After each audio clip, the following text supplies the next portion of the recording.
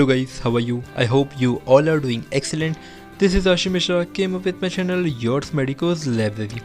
So guys, इस video में जो नेजल सेप्टम है उसका लास्ट सब टॉपिक में है जिसका नाम है सेप्टल सर्जरी. ओके, तो ये वीडियो में सिंपल सा हम सेप्टल सर्जरी के बारे में जानेंगे. ओके, और ये लास्ट टॉपिक है. ओके, नेजल सेप्टम का.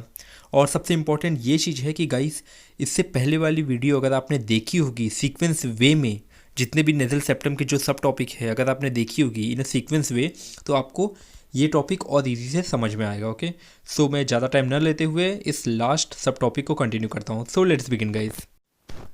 सो गाइस, सेप्टल सर्जरी को समझने से पहले आइए हम समझते हैं डेविएटेड नेजल सेप्टम क्या होता है. ओके, आपने ये दो इमेज देखी हैं. ओके, ये नॉर्मल सेप्टम का है. ओके, ये नेजल सेप्टम है, ये नॉर्मल है. ओके, और डेविएटेड मतलब ये देख सकते हैं जो ये नेजल सेप्टम है ये डेविएट हो गया है. ओके, जो इसका ओरिजिनल शेप है वो चेंज हो गया है. ओके, तो आप कंपेयर कर सकते हैं नॉर्मल नेजल सेप्टम और डेविएटेड नेजल सेप्टम को. ओके, देख सकते हैं कि क्या चेंजेस हैं. नॉर्मल नेजल सेप्टम कैसा होता है और डेविएटेड मतलब कि उसका जो एंगल है, उसका जो शेप है सेप्टम का वो चेंज हो चुका है, वो मुड़ चुका है. ओके, तो आप इससे कंपेयर कर सकते हैं.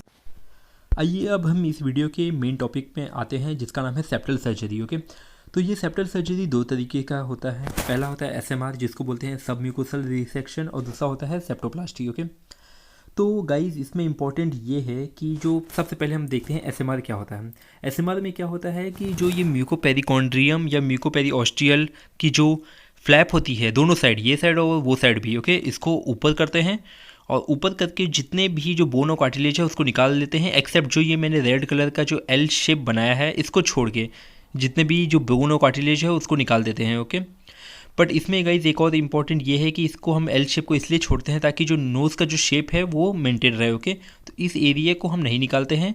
बाकी जितना भी एरिया है ये और उसके बगल वाला साइड उसमें से हम बोन और कार्टिलेज को निकाल लेते हैं. ओके, और गाइज इसमें इंपॉर्टेंट ये है कि इसमें सेप्टल परफोरेशन के चांसेस ज़्यादा होते हैं. ओके, एसएमआर में. ओके, और इसमें एक और इम्पॉर्टेंट पॉइंट ये है कि जिसमें मैंने प्रीवियस वीडियो में बता चुका हूँ जो सेप्टल परफोरेशन में, कि सेप्टल सर्जरी भी ये कारण है सेप्टल परफोरेशन का, जिसमें जो एसएमआर होता है सबम्यूकोसल रिसेक्शन, उससे इस प्रोसेस में ज़्यादातर सेप्टल परफोरेशन होते हैं. ओके, वही बात अगर सेप्टोप्लास्टी करें तो सेप्टोप्लास्टी भी सिमिलर होगा एसएमआर की तरह, बट उसमें जो म्यूको पेरिकॉन्ड्रियम या म्यूको पेरिओस्टियल की जो फ्लैप होती है वो एक ही साइड ओपन करते हैं. ओके, यही वन साइड ओपन करते हैं. ओके, रेस करते हैं और जिसमें से बोन और कार्टिलेज को निकाल लेते हैं और जो सेप्टम हेड जो डेविएट हो गया है उसको हम ठीक कर लेते हैं. ओके, और अलॉन्ग विथ इसमें एक और चीज़ इंपॉर्टेंट है कि ये कंजर्वेटिव सर्जरी है. ओके, और अलॉन्ग विथ इसमें जो सेप्टल परफोरेशन होता है वो बहुत ही कम चांसेस हैं सेप्टल परफोरेशन का, जिसमें एसएमआर वाले जो प्रोसेस है उसके अंदर ज़्यादा चांसेस सेप्टल परफोरेशन का. ओके, आइए हम समझते हैं कि सेप्टल सर्जरी का इंडिकेशन कब है, मतलब हम कब कर सकते हैं सेप्टल सर्जरी. ओके गाइस, सबसे इंपॉर्टेंट पॉइंट ये है कि जो डीएनएस होता है डेविएटेड नेजल सेप्टम, वो खुद एक कारण नहीं है सेप्टल सर्जरी के लिए. ये बहुत इंपॉर्टेंट पॉइंट है. ओके, और अब देखते हैं कि जो डीएनएस जो डेविएटेड नेजल सेप्टम, अगर ये deviated nasal septum nasal obstruction cause करता है या रिकरेंट एपिस्टेक्सिस कॉज करता है, मतलब कि जो खून कंटिन्यू बहते हैं नाक से through with the help of, अगर डीएनएस कॉज करता है ओके रिकरेंट एपिस्टेक्सिस को, अलॉन्ग विथ जो क्रॉनिक इन्फेक्शन कॉज होता है ड्यू टू डीएनएस, तब जाके हम सेप्टल सर्जरी को प्रीफर करते हैं. अदरवाइज सिर्फ डीएनएस हो, मतलब डेविएटेड नेजल सेप्टम हो, तो हम सेप्टल सर्जरी नहीं करते हैं. ये बात इंपॉर्टेंट है गाइस. ओके, तो इसमें इंपॉर्टेंट क्या है कि अगर डीएनएस ये तीन चीज़ कॉज करता है, जैसे नेजल ऑब्स्ट्रक्शन हो गया, रिकरेंट एपिस्टेक्सिस हो गया या क्रॉनिक इन्फेक्शन हो गया,